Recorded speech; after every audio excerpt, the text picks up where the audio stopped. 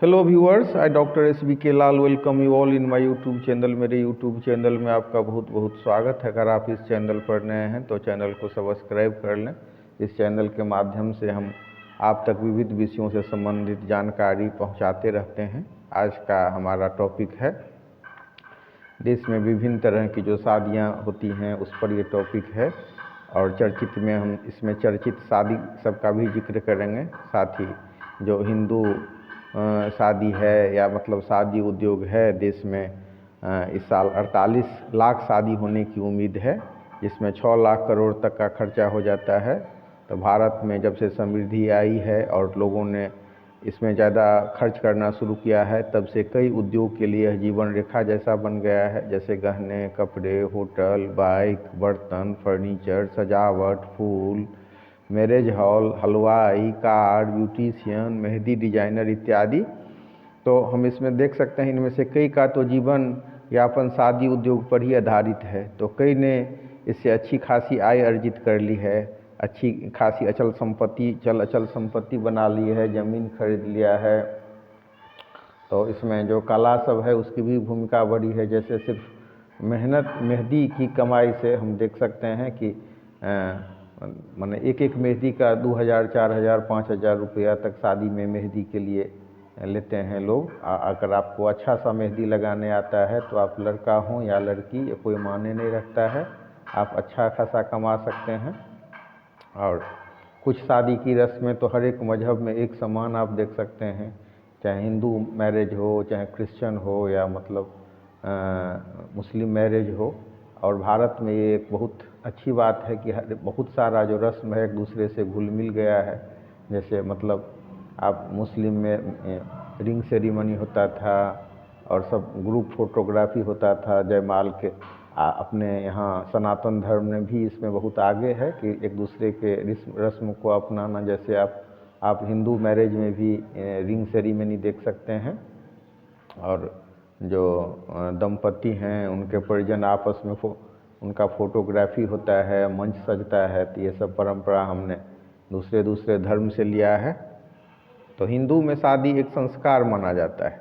कई ऊंची जातियों में आप देख सकते हैं या बड़े पूंजीपतियों में बहुत शालीन और सादगी भरे ढंग से शादी का समारोह अपनाया जाता है।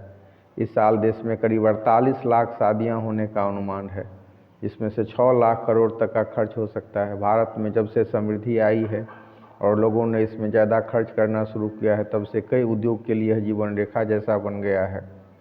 तरह तरह के सजावट, फूल और मतलब तरह तरह के खर्चे इसमें हम देख सकते हैं। इनमें से कई का तो जीवन यापन ही शादी उद्योग पर आधारित है। अब शादी के नए नए स्वरूप सामने आ रहे हैं जो पहले आपको देखने को नहीं मिलता। सनातन धर्मावलंबी इस मामले में ज़्यादा उदार हैं कि विवाह में नई नई परंपराएं एवं नए नए रिचुअल्स, विधि विधान, अनुष्ठान, संस्कृति और ढंग को अपना रहे हैं। और ये सूचना प्रौद्योगिकी के युग में तब देखते हैं कि एक क्षेत्र का जो रिवाज और रस्म है दूसरे क्षेत्र में भी लोगों तक जानकारी पहुंचती है और वो अपना भी रहे हैं। तो वहीं कई शादियां सादगी के कारण बहुत प्रसिद्ध हुई है और नाम हुआ कि इतना बड़े लोग इतना सामान्य ढंग से और सादगीपूर्ण ढंग से, तो सादगी की भी चर्चा होती है। यही कारण है कि विवाह में अब आपको देख सकते हैं कि अलग अलग जो लोग रीति रिवाज से अपना रहे हैं। जैसे पहले हिंदू सबके यहाँ जो शादी होती थी उसमें रिंग सेरिमनी, ये सब जयमाल, ये सब कार्यक्रम नहीं होता था। अब आपको रिंग सेरिमनी, जयमाल जैसे समारोह पर हजारों करोड़ रुपए खर्च किए जाते हैं। पर शादी का सबसे नकारात्मक पहलू है खुले सड़क पर नृत्य, ट्रैफिक जाम कर तेज आवाज़ में डीजे बजाना, अपनी खुशी के इजहार के लिए पूरे सड़क, समाज और सिस्टम को अस्त व्यस्त बनाना, ज़रूरत से ज़्यादा खाना बनाकर कचरे में फेंकना, शादी के दिखावे में कर्ज में डूब जाना। शादी विवाह के मौके पर तो पंडाल में कहीं कहीं बंदूक और गोली फायर किया जाता है। तो ये सब चीज़ शादी के बहुत नकारात्मक पहलू हैं। अब कभी कभी आप देख सकते हैं कि शादी में पूरा परिवार के साथ घर को सुना छोड़कर लोग चले जाते हैं और इधर घर में लाखों की चोरी हो जाती है। या फिर शादी में कुछ महिलाएं ऐसी होती हैं जो अपना ढेर सारा आभूषण या समझ लीजिए पूरा आभूषण लेकर के चली जाती है और चोर उस पर अपना हाथ साफ कर जाता है तो, और उसके बाद रोने चिल्लाने और मतलब अफसोस करने के सिवाय कोई चारा नहीं होता है।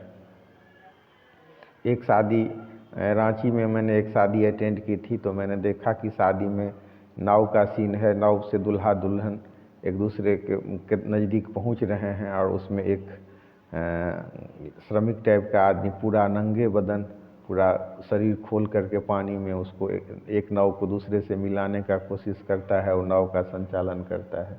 तो धन का आधा ऐसा भोंडा प्रदर्शन थोड़ा सा व्यथित करता है।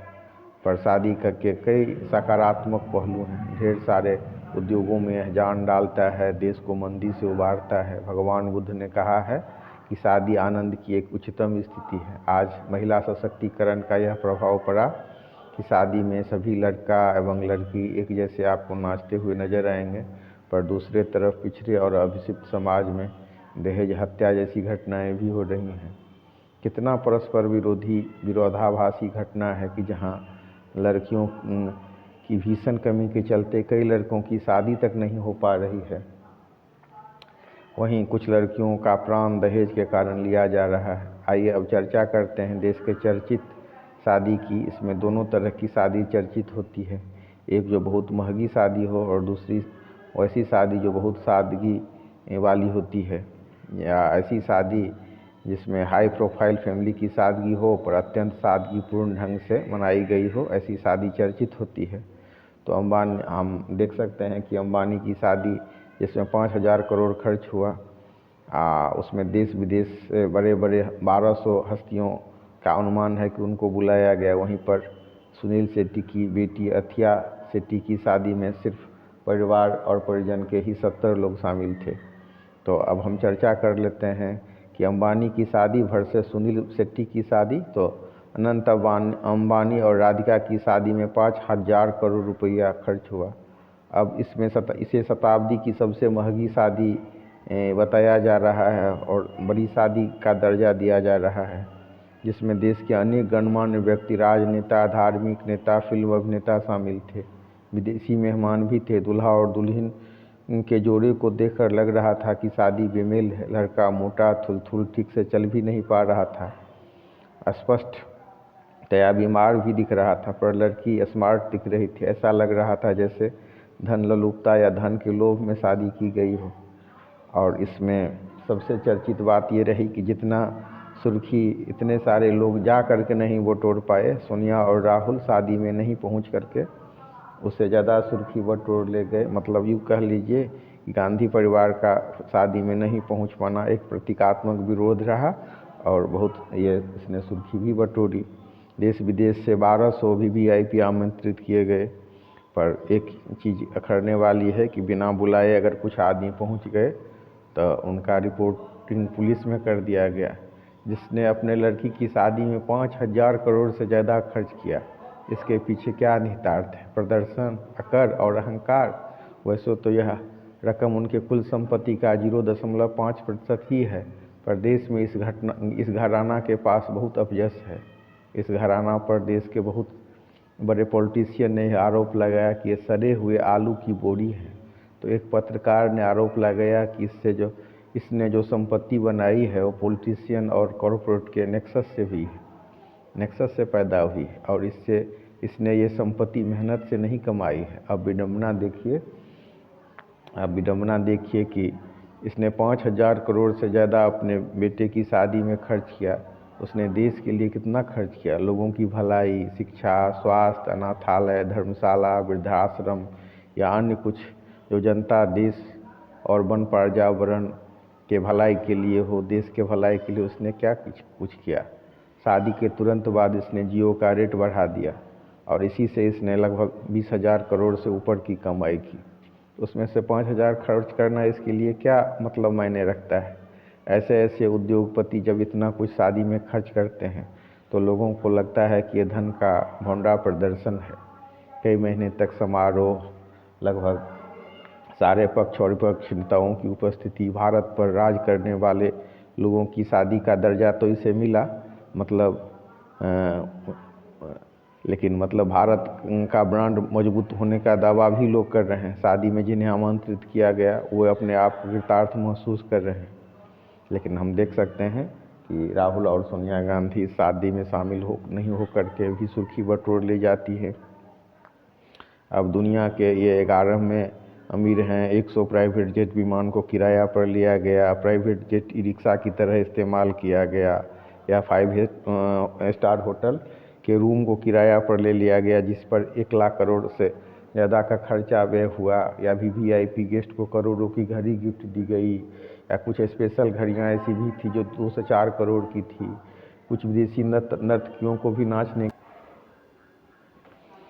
तो कई महीने तक समारोह चला, ढेरों सारे अरब खरब रुपए खर्चे किए गए, अलग अलग जो महंगा गिफ्ट लोगों को दिया गया, देश विदेश से जो बड़े बड़े सेलिब्रिटी हैं उनको बुलाया गया, बहुत राजनेता सब, या मतलब देश के धर्म नेता हो, या रिहाना जैसी जो टॉप ग्रेड की पॉप सिंगर हैं उन सबको बुलाया गया।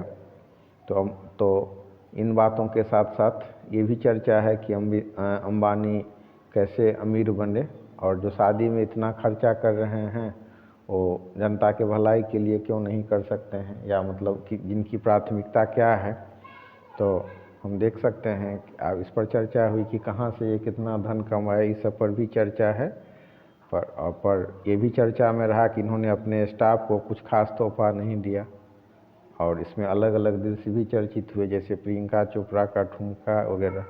लेकिन इन सब के बावजूद हम देख सकते हैं कि सुनील शेट्टी की शादी भी चर्चा के घेरे में रही, जिसमें सिर्फ अपने नज़दीकी के 70 रिश्तेदार को ही आमंत्रित किया।